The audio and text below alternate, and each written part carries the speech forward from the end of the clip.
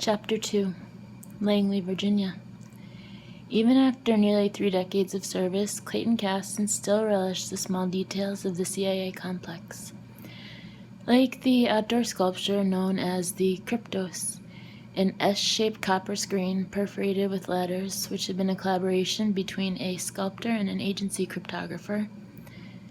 On the bas-relief of Allen Dulles on the north wall, beneath which were incised the eloquent words, "His monument is all around us."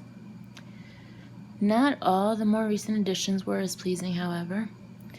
The agency's main entrance was actually the lobby to what was now known as the original headquarters building. It had become, quote-unquote, original when the new headquarters building was completed in 1991, and nomenclatural habits were such that there was no longer anything called just headquarters building. One had to choose between the original and the new. An array of 6-story office towers that were built into a hillside next to the OHB. To reach the main entrance of the NHB, then, you had to go to the 4th floor. It was all very irregular, which was never, in his view, a recommendation. Caston's own office was in the OHB, of course, but nowhere near its brightly windowed exterior walls. It was, in fact, fairly hidden away. The sort of windowless interior space that usually housed copying machines and office supplies. It was a fine place if you didn't want to be disturbed, but few people saw it that way. Even agency veterans tended to assume that Caston had been the victim of internal exile. They looked at him and saw a mediocrity who had surely never accomplished much, a time server in his 50s, gently pushing around pieces of paper while taking off days until he could retire with a pension. Anyone who saw him take his seat at his desk this morning, his eyes fixed on the desk clock, pens and pencils arrayed on his blotter like silverware on a table mat, would only have had such preconceptions confirmed. 8:54, the clock said, 6 minutes before the workday properly began, in Caston's opinion. He pulled out a copy of the Financial Times and turned to the crossword puzzle. His eyes flicked at his desk clock. 5 minutes. Now he went to work. 1 across. What's over the facade after I'm reduced? An obstacle. 1 down. An annoyance. Sounds like someone's visiting the WC. 4 across.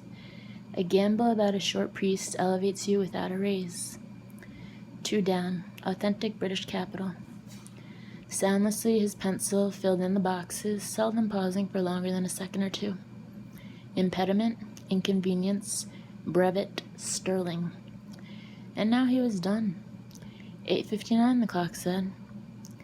He heard a rattling by the door, his assistant arriving just on time, breathless from having jogged down the hall. Punctuality had been the subject of a recent conversation between them. Adrian Choi opened his mouth as if about to deliver an excuse, and he glanced at his watch and slid quietly into his seat for his smaller, lower workstation.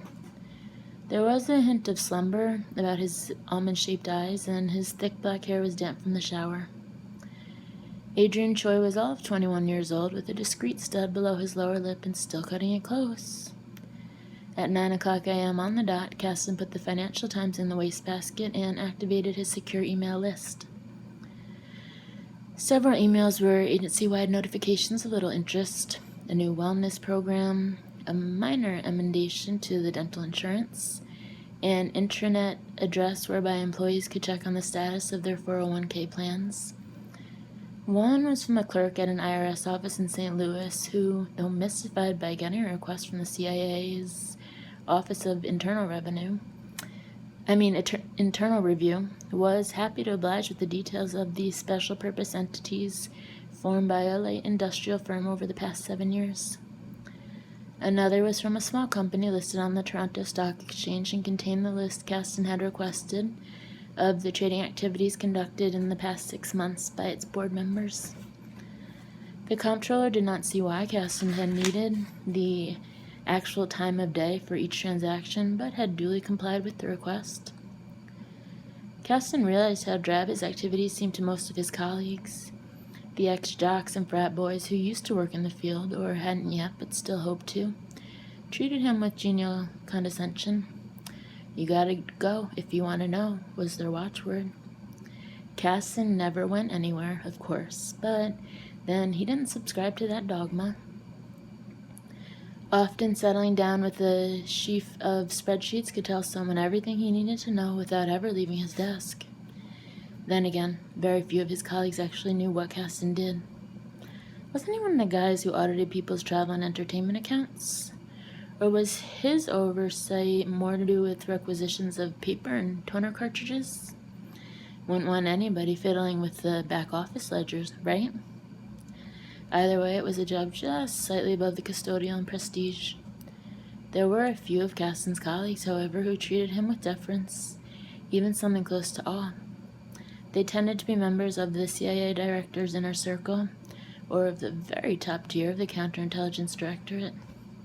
They knew how Aldrich Ames was really apprehended in 1994, and they knew about how a slight but persistent discrepancy between reported income and expenditures was the thread that led to the exposure of Gordon Blaine and the unraveling of a larger web of intrigue.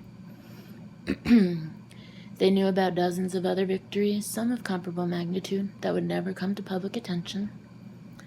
It was a mixture of qualities and skills that enabled Caston to make inroads where whole bureaus failed. Without leaving his office, he burrowed deep through the twisting maze of human banality. The realm of emotion held little interest for him, though. Rather, he had an accountant's preoccupation with columns of digits that did not add up, a trip booked but never taken, a receipt claimed for a conveyance that was at odds with the reported itinerary, a credit card charge for a second unreported cell phone.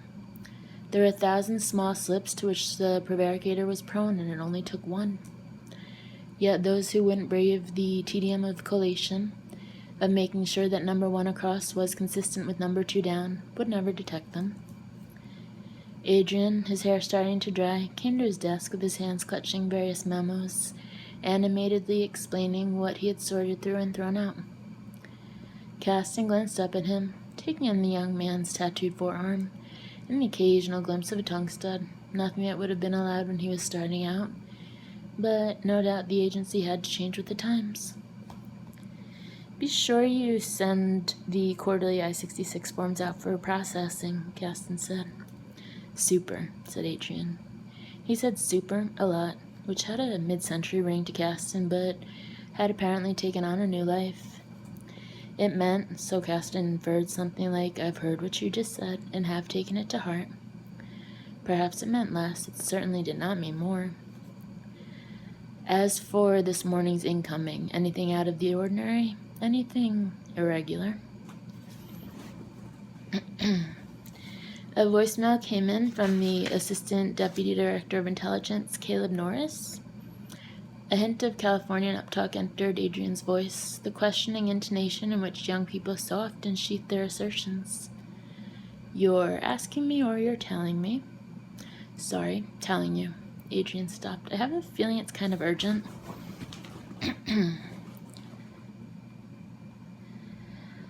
Caston leaned back in his chair. "You feel that?" "Yes, sir." Caston studied the young man, like an entomologist scrutinizing a gall wasp. "And you're sharing your feelings. Interesting. Now, am I a member of your family? A parent or sibling? Are we pals? Am I a spouse or girlfriend of yours?" "I guess... No, just checking. In that case, and here's the deal I'm proposing. Please don't tell me what you feel. I only care about what you think, what you have reason to believe, even with only partial certainty, what you know by observation or inference. As far as these nebulous things called feelings are concerned, keep them to yourself." He paused. "I'm sorry, did I hurt your feelings?" "Sir, that was a trick question, Adrian. Don't answer it." "Very enlightening, Master," Adrian said, a smile hovering about his lips, without actually settling on them. "Point taken." "But you were saying about non-standard incoming messages." "Well, there's this yellow interoffice thing from the Deputy Director's office." "You should know the agency color codes by now. There's no yellow at the CIA." Sorry, Adrian said. Canary. Which signifies what?